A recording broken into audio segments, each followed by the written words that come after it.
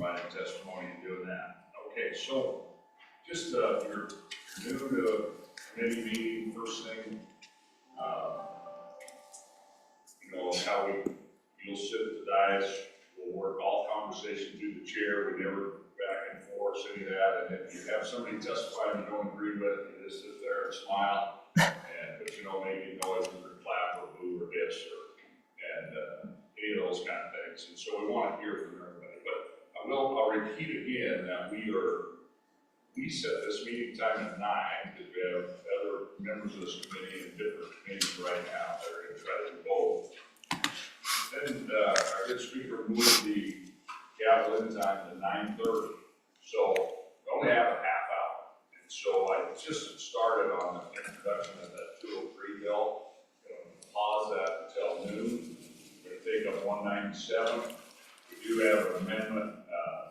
Dave Rose, Big Al Truckers here, can explain that to us about this one on the phone. We're going to get that squared away.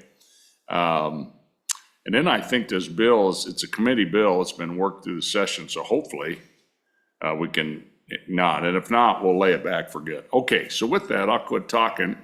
If you could please call the roll, Ms. Jeffrey, appreciate it. Thank you so much. Good morning. Representative Bear. Here. Representative Byron. Here. Representative Locke. Present. Representative Northrup. Here. Representative Oakley. She's excused. Representative Storer. Here. Representative Strzok. Here. Representative Zwanitzer.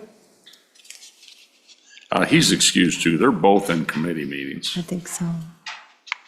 And Chairman Harshman. Here, thank you. Thank you. Okay, again, welcome folks. And so we're going to bring House Bill 197 up here, and I think we can just go through it briefly. Maybe Department of Revenue wants to help, either way. Okay, so let's just kind of flip through this bill, and what we're trying to do is do some cleanups, and particularly we've got like 28,000 out-of-state sales tax licenses. We'd like to clean some of that up, some of that requirement on the first part on 3915-101. I think we can help clean that up. Flipping over to page 3, if you look on lines 10, 11, and 12, and Mr. Rose is here, is going to talk about this. Our intent is not to put tax on people who are broke down on the side of the road, right? So we're going to eliminate that new language there. That'll be an amendment, clean that up. And then exemptions, you can flip over. We're cleaning up this transportation business.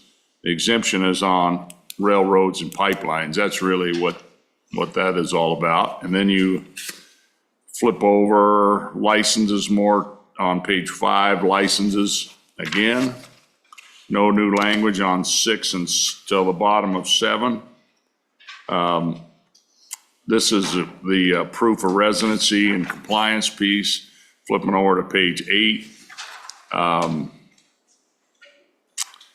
maybe department, if you want to come up and help us out with Director or Mr. Fanning, if you want to help us out on page 8 a little bit, again, just tell us those strike throughs. Just remind us, it's been back in the summer when good morning. Good morning, Mr. Chairman, members of the committee, Brett Fanning. I'm the Excise Tax Administrator at the Wyoming Department of Revenue. So going on page 8, Mr. Chairman, one of the big questions that we receive, especially from our hard copy filers, is this vendor compensation credit is a little tricky for them to navigate. And so this is really something that comes from our vendors saying, hey, is there any way for you guys or for the legislature to simplify this language so it's easier for us to get our vendor compensation credit?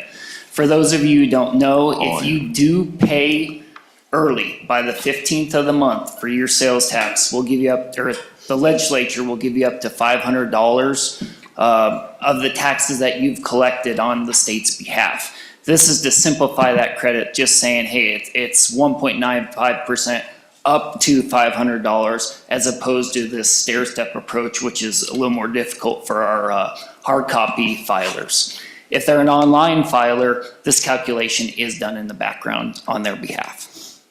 So this doesn't reduce the compensation to the vendor, does it? Actually probably increases it.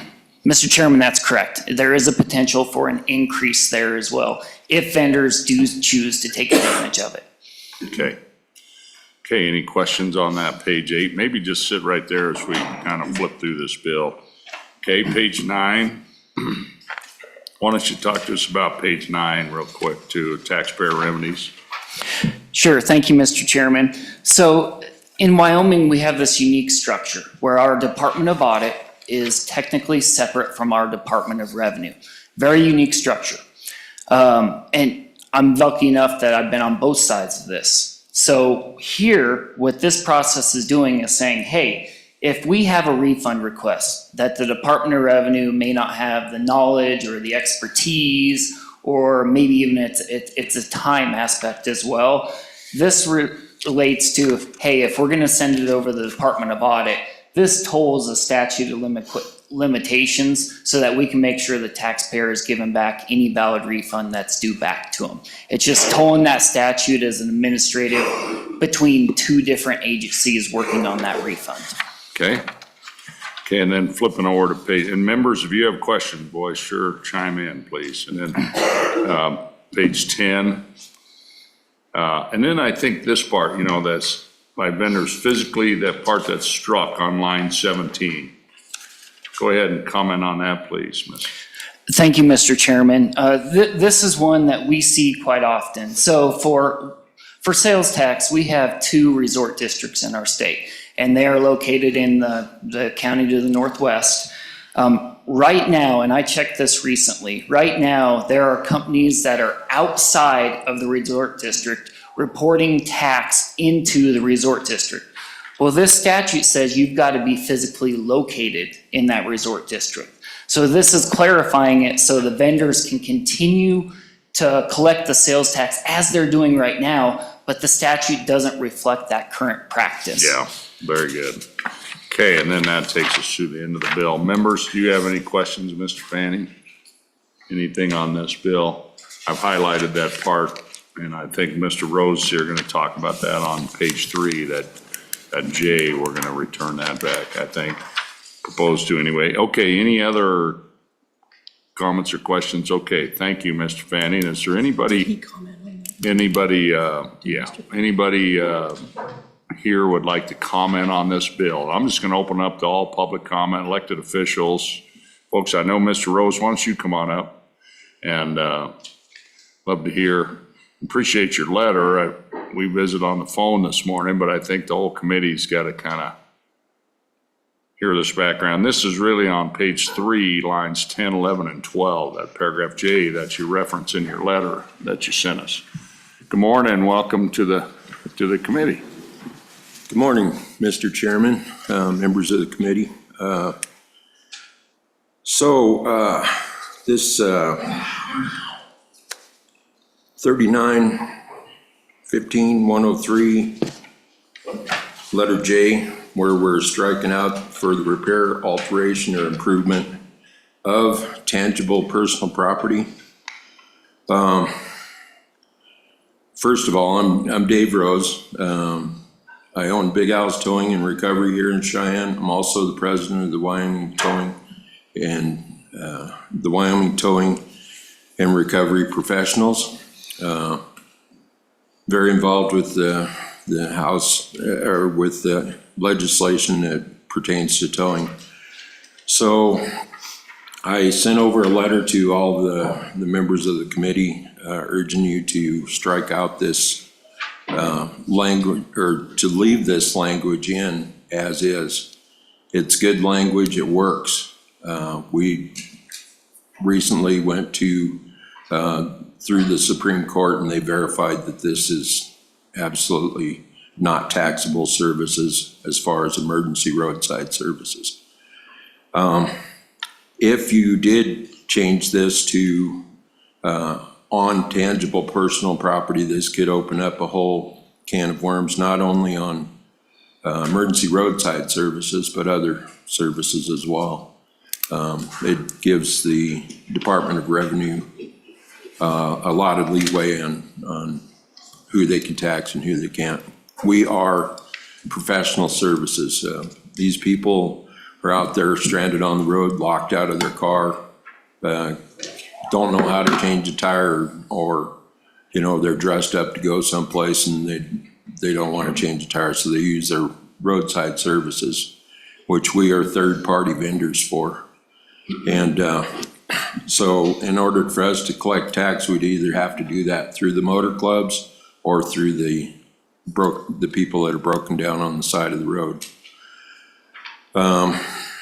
I've got Nick Winkler here with us, and he's with Winkler Brothers Towing here in Cheyenne, and he can talk a little bit about that also. You can come up and sit right beside him, it'd be great. And anybody else that wants to testify, we have 3 seats. And Mr. Rose, just real quick question. So really, this will be fine if we just remove that strike through and just leave it as it is. That's really Absolutely. what you're asking. You don't want us to take anything out or anything else, just leave it the way it is. Yes, it Okay. works. Perfect, that's an easy fix to this bill. Okay, any questions, Mr. Rose? Okay, and you're from Cheyenne, right? Appreciate Yes, sir. you being here. Boy, I Yes, sir. really appreciate your testimony. Okay, next, go ahead and just introduce yourself. All right, good morning. My name's Nick Winkler. I own Winkler Brothers Towing, and like you said, I'm a board member with the Wyoming Towing and Recovery Professionals. I agree with him on this. That verbiage that's in that, it protects what we got going. If that's removed, it's gonna open up the whole state, you know, not just our industry, to being taxed. And like you said, with the motor clubs, we're contracted with them to where we are not allowed to collect from our customers. So if we try to do that, we're gonna risk our business, getting bad reviews. And then, sorry.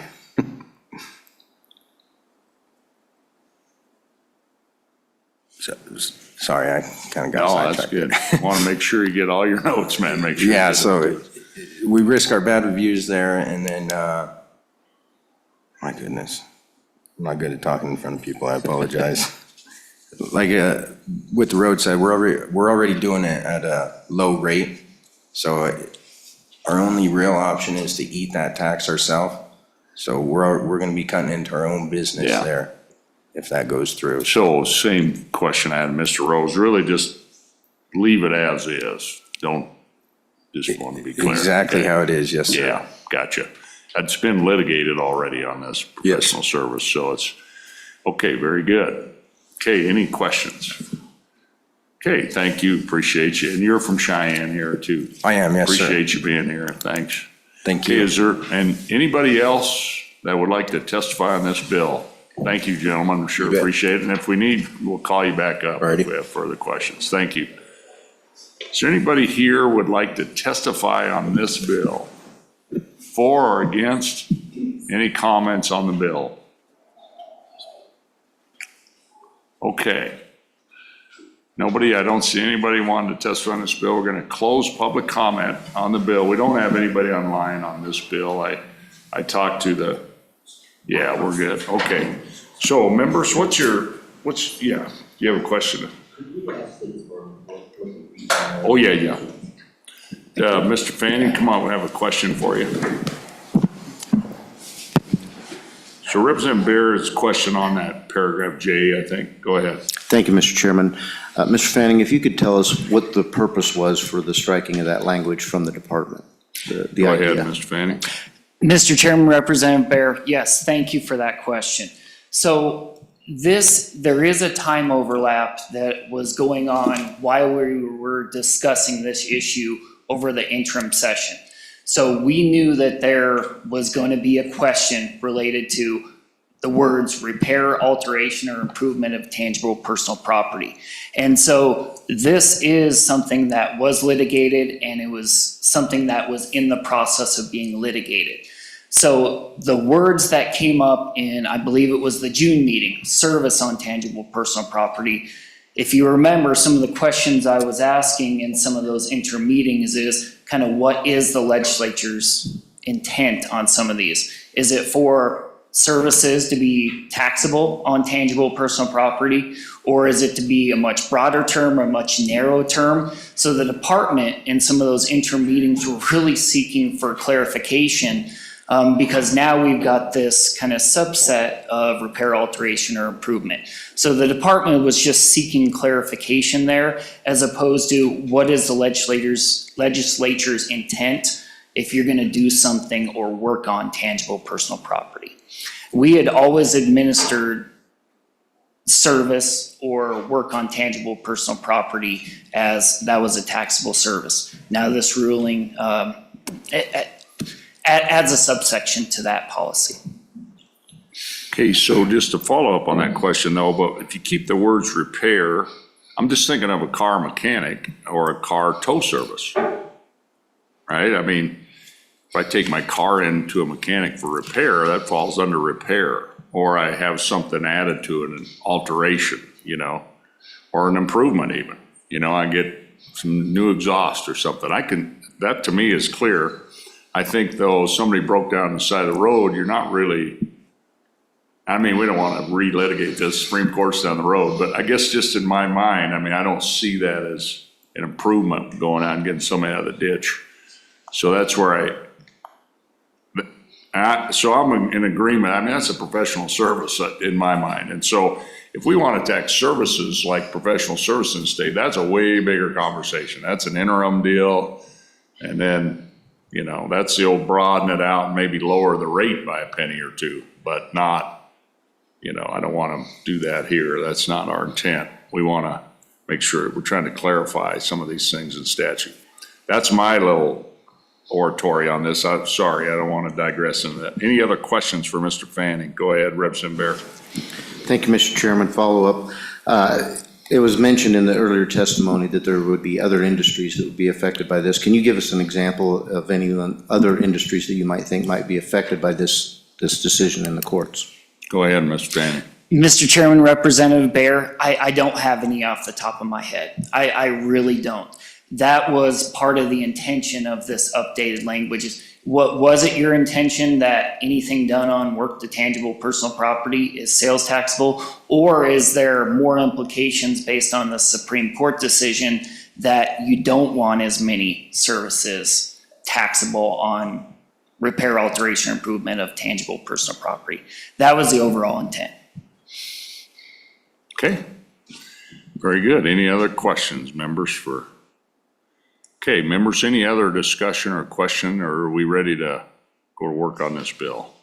Okay, members, what's your pleasure on this bill? Move the bill. Okay, it's been moved by Representative Northrup, Second. second by Representative Storr. Okay, let's go to work on this bill. Let's flip over to page 2. I think we know the amendment on page 3. Can somebody make that amendment? On page 3, or I can make the amendment too, but okay, Representative Northrup. Thank you, Mr. Chairman. I would move to reinsert language on line 11 on page 3.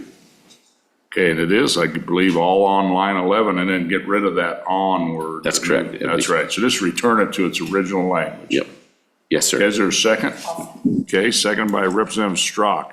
Ms. Sharp, do you have that language? Okay, it's pretty straightforward. Any further discussion on this? I think we've, okay, all those in favor of that motion, please say aye. Aye. Opposed? Okay, that's been adopted. Okay. Any other amendments on page 3? Page 4, flipping over to page 4.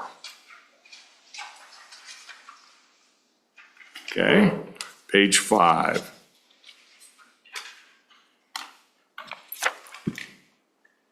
And then now I'm flipping over to page 6 and 7. It's mainly existing language, the bottom of page 7. Okay, I'm flipping over to page 8 and 9. Okay, page 8, we have the explanation of that. Page 9. And then flipping over to the last page 10 and 11.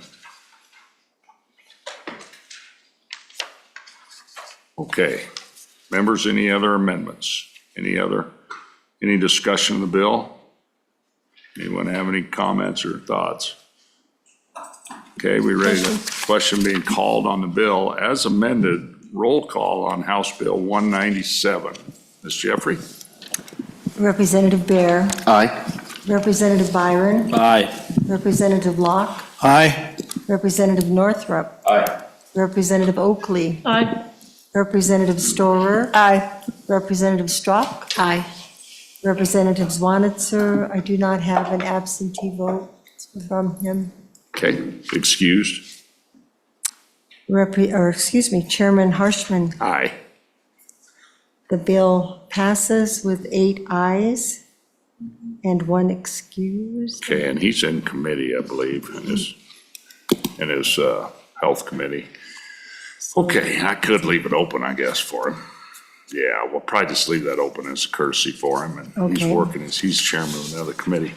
Well, Okay. In any event, it passes with amendments. Okay, very good. So, so we're sitting here at 9:21. I'm looking at this clock. We're gonna gavel in about 9 minutes. So we're gonna just resume this meeting.